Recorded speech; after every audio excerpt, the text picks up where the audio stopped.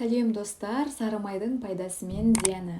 Қазіргі таңда сары май төңірегінде пікірталас көп ақ. Біреулері оны денсаулыққа қауіпті тағам десе, енді біреулері сары майды тамақ рационынан мүлде алып тастау, одан да қауіпті екендігін алға тартады. Жалпы сары майдың құрамы, сары май минералды заттарға өте бай тағам.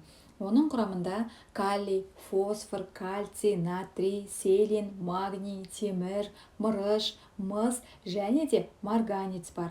Оған қоса кейбір түрлерінің құрамында А, Е және де К дәрумендерімен қатар pp, В1, В2, В5 және де Д дәрумендерін де кездестіруге болады. Дей тұрғанмен сары майдың құрамындағы май үлесі адам ағзасына қажетті шамадан 2,5 есе көп екендігін ескеру керек. Осы жағдай холестеринге де қатысты. Енді сары майдың зиянына келетін болсақ, сары май дене салмағы артық адамға әлбетте зиянын тигізетін тағам. Сүт өнімдеріне, соның ішінде сиыр сүтіне аллергиясы бар жандарға сары майды тұтынбаған абзал.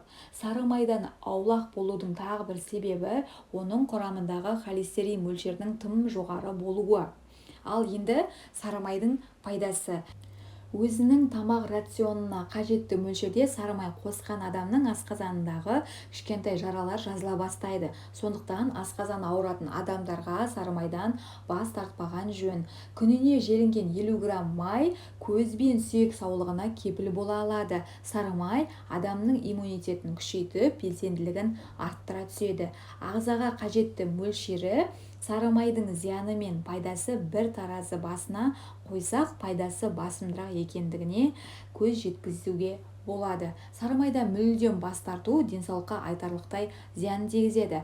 Бірақ егер сіз күнделікті тамақ рационына 30 грамм сары май қосатын болсаңыз, бұл сіздің сымбатыңызға еш қауіп төндірмей, ағзаңыздың сау болуына көмектеседі.